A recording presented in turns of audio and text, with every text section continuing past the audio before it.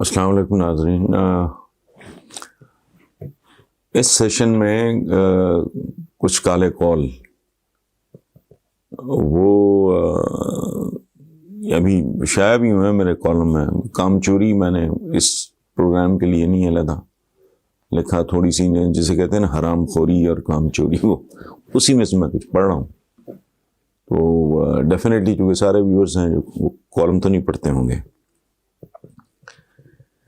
کال یہ ہے کہ نیا لیڈر پیدا ہونا ہی کافی نہیں ہوتا، نئے ووٹر کا جنم بھی بہت ضروری ہے. اکیلا لیڈر کچھ نہیں ہوتا، اسی لیے دنیا کے بڑے لیڈر پہلے ٹیم فارمیشن کی بات کرتے ہیں. ہمارے ہاں جو ووٹر یا سپورٹر کہنا چاہیے انفیکٹ جو ہوتا تھا وہ چمچا گیر نہیں ہوتا تھا، وہ خوشامدی چاپلوس نہیں ہوتا تھا. ذوالفقار علی بھٹو 10 8 گھنٹے باتیں، سڑی بسی جلی کٹی باتیں سنا کرتے تھے اپنے سپورٹر کی، اور وہ کوئی یہ جو میاں کے نعرے بجن اس طرح کی خوشامد کا وہ کلچر نہیں تھا. ٹھوک کے بات کرتے تھے، اپنا نقطہ نظر، اعتراضات اٹھاتے تھے، تحفظات کا اظہار کرتے تھے. تو ضیاء الحق صاحب نے جو اس ملک پہ بے تحاشا مظالم اٹھائے ہیں ان میں سے ایک بہت بڑا ظلم یہ تھا کہ جو جینون ورکر اور جینون پولیٹیکل جو ورکر ہے اسی نے پھر آگے ووٹر بنانے ہوتے ہیں یا خود ووٹر بننا ہوتا ہے، اس نے برباد کر کے رکھ دی. اب یہ چمچے کڑچے خوشامدیے یہ اس کے بعد ایک لوٹ پیدا ہوئی. آپ کبھی اشتہار پڑھیں اخباروں میں، پاکستان کی رونق تم سے ہے اور فلانا ہے، مطلب چوروں کو، ٹھگوں کو. میں نے پہلے بھی کسی پروگرام میں کہا ہے کہ وہ ڈیوڈ روز تمہارا مذاق اڑا رہا ہے کہ تم ہماری طرف سے ملی ہوئی خیرات جو زلزلہ زدگان کی تھی وہ تم کھا گئے ہو، کیس کرو مجھ پہ. نہیں تو اچھا پرابلم کیا ہے کہ لیڈر بھی ظاہر ہے انسان ہوتا ہے، کوتاہی ہو سکتی ہے، گڑبڑ ہو سکتی ہے، غیر ذمہ داری ہو سکتی ہے، وہ غلط لوگوں میں گھر سکتا ہے.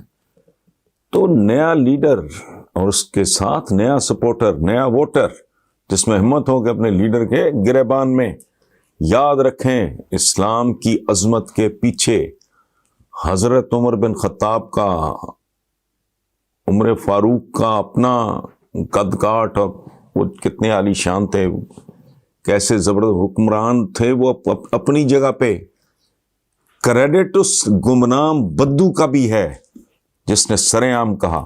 یعنی اندازہ لگائیں حضرت عمر جیسے بندے سے انہوں نے کہا یہ کپڑے کیسے بن گئے، بیت المال سے جتنا کپڑا ملا وہ سب مسلمانوں کو، تو وہ تو بھائی آپ کی ہائٹ کے، آپ کے قد کامت کے بندے کو تو پورا آ ہی نہیں سکتا. تو آپ نے برا نہیں منایا، کہا میرا بیٹا جواب دے گا. اس نے کہا میں نے اپنے حصے کا کپڑا اپنے باپ کو دیا. سو کامیابی کے لیے بہت ضروری یہ پولیٹیکل ورکرز اور ووٹرز میں زہر ہے. خوشامد چاپلوسی تو ویسے ہی لعنت ہے، انسان کو زیب ہی نہیں دیتی. یہ تو پالتو کتوں کا کام ہے دمیں ہلانا. بہرحال اگلا ہے فکری لنڈا پوش دانش کی اوریانی کا سبب بنتے ہیں. یہ پاکستان میں بہت ہیں.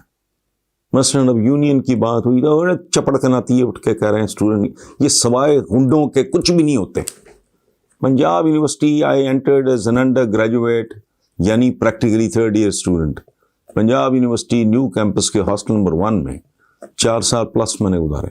اس کے بعد بتدریج میں نے یہ جمعیت والوں کی یونین کو مضبوط ہوتے اور یونیورسٹی کو کمزور ہوتے اور برباد ہوتے دیکھا ہے. رانا نذر الرحمان مرحوم لاہور کی بڑی نامور شخصیت ہے، ان کا ایک انٹرویو ہے، وہ غنڈہ گردی کی انہوں نے. ان کے کسی پولیٹیکل لیڈر کو فون کیا، انہوں نے کہا یار تم نے لوگوں کے ساتھ زیادتی کی ہے، مارا ہے ان کو مار پیٹ کی ہے اور یہ وہ. تو وہ آگے سے کیا کہتا ہے، میں نام لوں اس کا، حیران رہ جائیں گے آپ، سفید داڑھی ہے آج اس کی اتنی.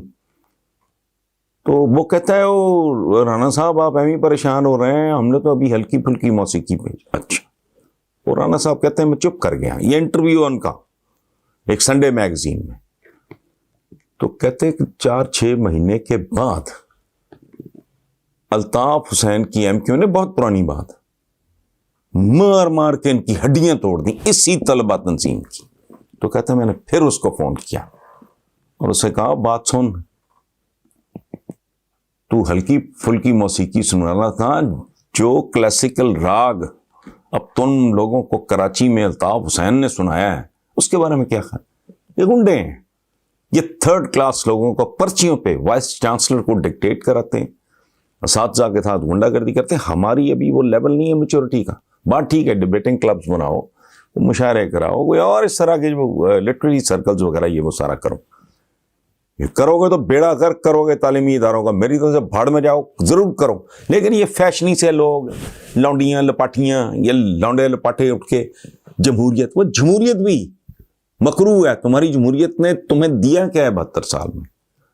انڈیا کی بات کرتے ہیں کہ جی اچھا وہاں تو فوج نہیں آئی, ہمارے یہاں آئی ہے. اول تو تمہارے کرتوتوں کی وجہ سے آئی ہے, تمہارا سائز بہت چھوٹا ہے انڈیا کا سائز, وہاں فوج کے لیے وائبل نہیں. لیکن اصل بات کیا ہے, ہندوستان کو بھی دنیا کا پتہ نہیں تیسرا چوتھا پاپولیشن بڑا ملک جمہوریت نے برباد کر دیا. جمہوریت نے ان کو مودی دیا, مودی نے ان کو پاگل پن دیا, جنون دیا, انتہا پسندی دی, جس کے نتائج پورا ہندوستان بھگتے گا. میں کو بددعا نہیں دے رہا, اللہ نہ کرے. کیا دیا ان کو؟ یہ جو ہو رہا ہے یہ کسی مہذب کسی معزز ملک میں یہ شرمناک ہے. کیا دیا ان کو بھی؟ ادھر اٹھ کے او بھائی 95% لوگوں کا, کروڑوں لوگ تمہارا پاورٹی لائن پہ, ان کی نمائندگی تمہارے اسمبلیوں میں 1% بھی نہیں ہوتی. میں کروں گا تمہاری نمائندگی. وہ لوگ جن کو زندگی کے حقائق کا ہی نہیں پتا. مجھے نہیں پتا, میں پولیٹیشنز کی بات نہیں کر رہا, میں کر ہی نہیں سکتا غریب آدمی کی نمائندگی. مجھے اس کے دکھ درد کا صرف اندازہ ہے. یہ جو اس نے منہ اٹھا کے کہہ دیا تھا ہمارے حفیظ شیخ صاحب نے, شریف آدمی ہے, کہ ٹماٹر 17 روپے کلو. وجہ کیا ہے؟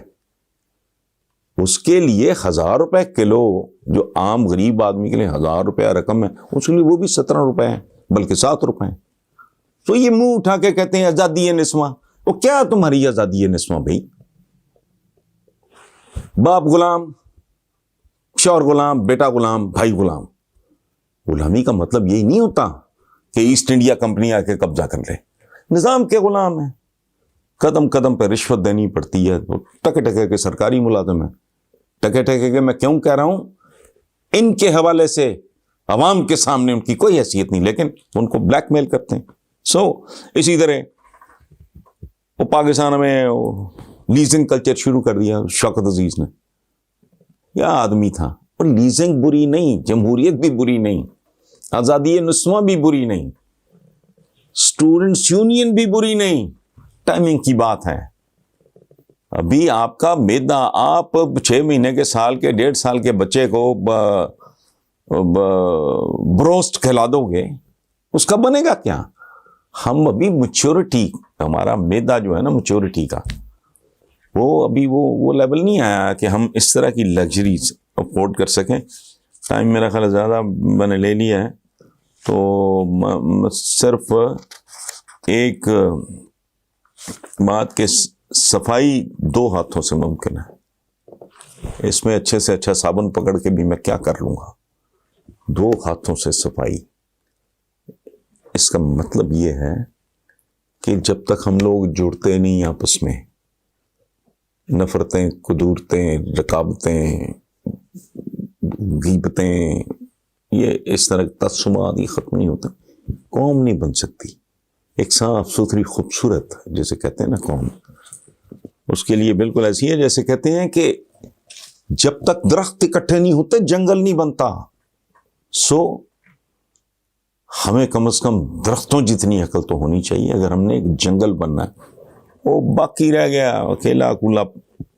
اور دوسری اور آخری بات کہ دراڑ سنبھالو ورنہ پوری دیوار بنانی پڑے گی.